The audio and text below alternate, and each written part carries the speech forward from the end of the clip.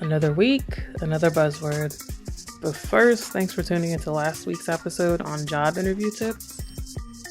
Today's episode is somewhat of a topical trending continuation of some sorts. Of course, after you secured your job already or are working. Quiet quitting.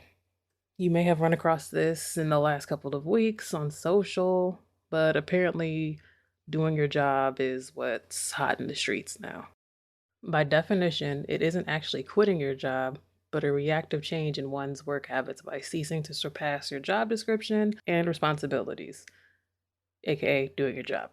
I wouldn't necessarily consider it doing the bare minimum to get by. To me, that would just be showing up and just going through the motions.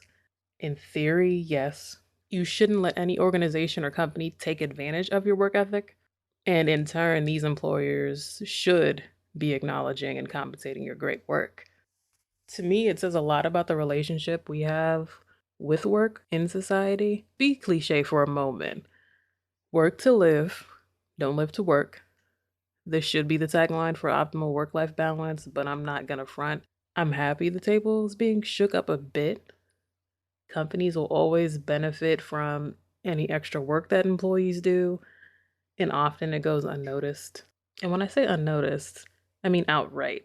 So whether it be, direct compensation, that pat on the back, verbal or, written, it isn't praise, but at the same time, it's kind of like doing your job isn't the place for a participation trophy, if that makes any sense. So what does quiet quitting look like?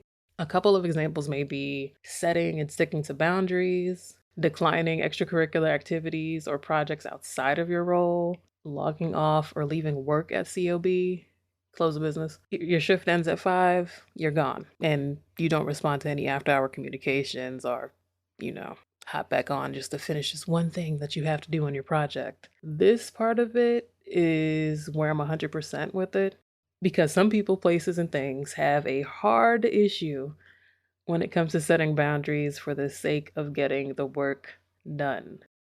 And you know exactly who I'm talking about. Those people, I was about to say those people who, or situations that come up and all of a sudden it's a fire for everybody. It's an emergency and it has to be done right now because either somebody else dropped the ball, wasn't on top of their job and project management skills and let something slip through the cracks. And now it's everyone's emergency.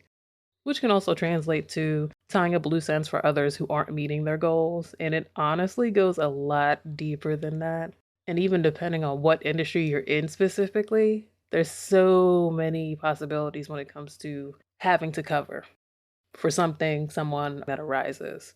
This is why I wanted to open this up for discussion to the audience, not only to gain insight on your experiences, but to dialogue a bit as a collective about work culture in general.